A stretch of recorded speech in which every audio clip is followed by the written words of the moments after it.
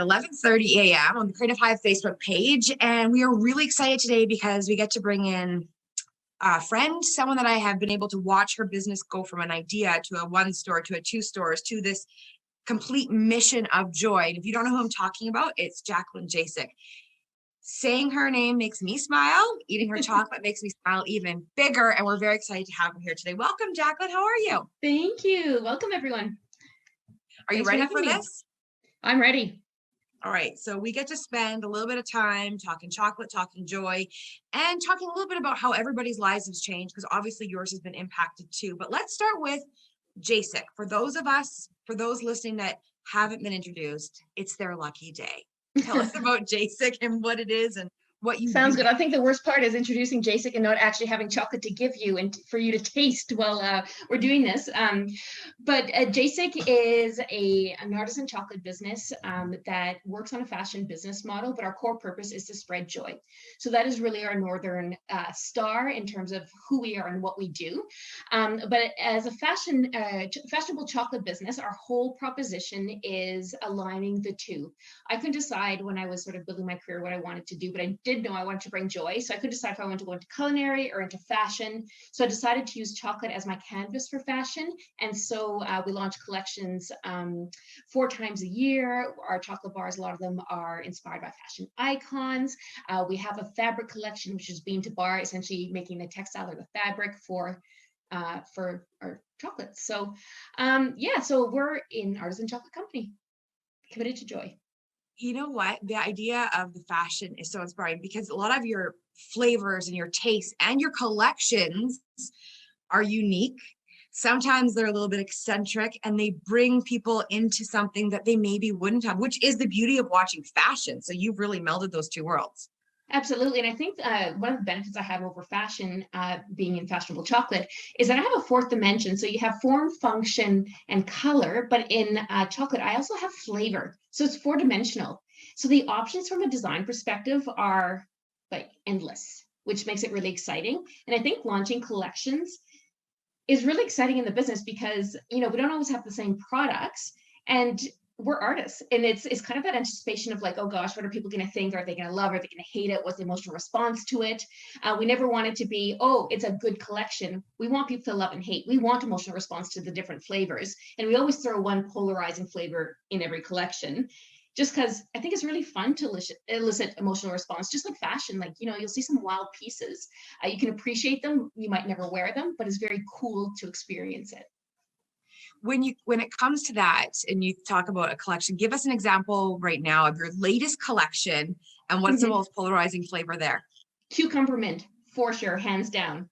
So people will look at the collection. It's inspired by afternoon tea. So think, ladies who lunch with a cute little, platter with afternoon tea and cucumber sandwiches. We had to do a cucumber mint. And so I think that is the one that's polarizing from a description perspective. But once people try it, it becomes one of their favorites. Like, I would say it's one of my favorites. I'm blown away every time I've had it. I've had it many, many, many times at how awesome it is. Like, the polarizing ones are always the most interesting to me, and often end up being the favorites because it does extend people's palates and experiences with chocolate. How has the community reaction been to what you've been doing? Because you've really set yourself apart with these collections and with that mission of joy. And it's not something you just say. You do, and you believe, and you show, you walk the walk.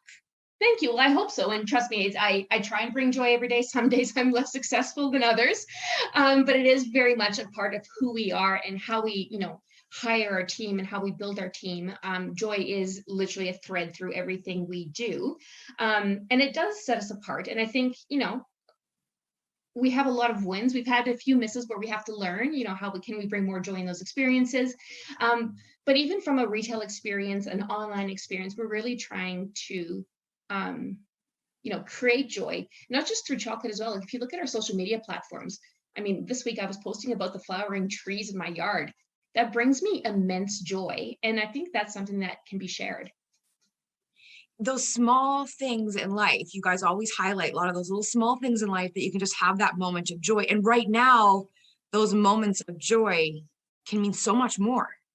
Absolutely. And I think if you think of joy as a concept, like, I think a lot about joy and what is joy. And I think, happiness and joy are two different things. Happiness is kind of like kind of a sustained thing, whereas joy are these peaks, kind of like when you have a salted caramel and you get that crunch of salt. Like that's Oh, like a moment of joy right there. And I think in hard times, finding those moments of joy are even sweeter. And even through sort of what we're going through, and everyone's in this challenging time right now, I think the moments of joy are sweeter than they've ever been. they're sweeter and they mean more. There's an impactful, and we were talking outside of before we started this, both being working moms and small businesses and trying to sort out all of those things, but taking that time to enjoy the joy in those moments we're having with our kids and escaping what was our reality a little bit. Absolutely. And I think, the things we probably took for granted before, I take for granted a lot less. Yeah. Just it's the little things, including flowering trees in your yard. Like to me, I don't know if I would have appreciated them as much because I probably was go, go, go all the time. Whereas I have had to slow down. I am a working mom. I'm home. Well, most of the time now, having to try and run the business and homeschool. And we might have a visitor at some point. I'm not sure where he is, but it's one of those things, and finding the joy of being home, which actually took me a long time. I found it very, very challenging for the first few weeks. It's really hard to get into that new normal, that new way of doing things. But once you accept it, and you can still get your things done. I mean, for Jacek, finding the joy takes some time. But for Jacek, what has changed, and what creative things? Because I think creativity for being a mom, for being in business, is going to be a huge factor in how we all come out of this. I couldn't agree more. I think creativity is where people are going to win through this. Yeah. And I think I've seen lots of Edmonton businesses thrive in being creative, especially like in-person businesses, even Creative Hive. The fact that you're doing these sessions and belts, working on belts, but doing the masks now. And then we have Laser Tag Edmonton, who is like an in-person thing, offering virtual camps online for Minecraft. Like, this is genius stuff. Moto Yoga, doing yoga classes online. I just think there's so much brilliance in creativity. And I think it will make people stronger after this. And even as being a mom, like, I'm having to be creative to keep, my son entertained. And I'm sure a lot of people resonate with that.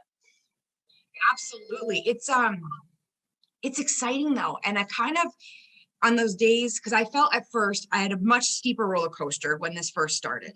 Mm-hmm. And the down and up. But once you started getting inspired by what other people were doing too, and people aren't giving up. I mean, that's the beauty of this city. I can't speak for all cities because I don't know them all as intimately as I know Edmonton, but watching people roll up their sleeves and figure out how the heck to get it done, yeah, is inspiring every day.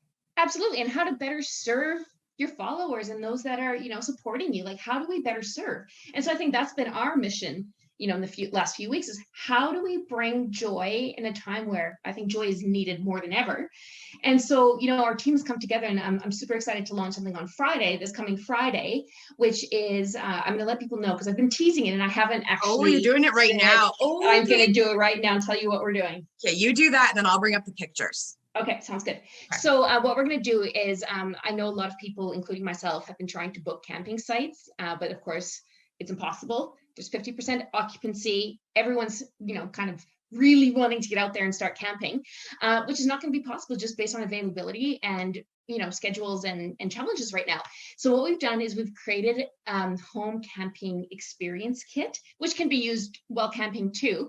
And so what it is this joy box filled with camping items, heavily chocolate based, obviously, because that to us is ultimate joy, including our s'more melt bars, s'more, a scavenger hunt, and we're going to be sharing some home workout or camping workouts as well. So the workout you get typically camping that you can do at home, which is hilarious, which I think is going to bring people a lot of joy.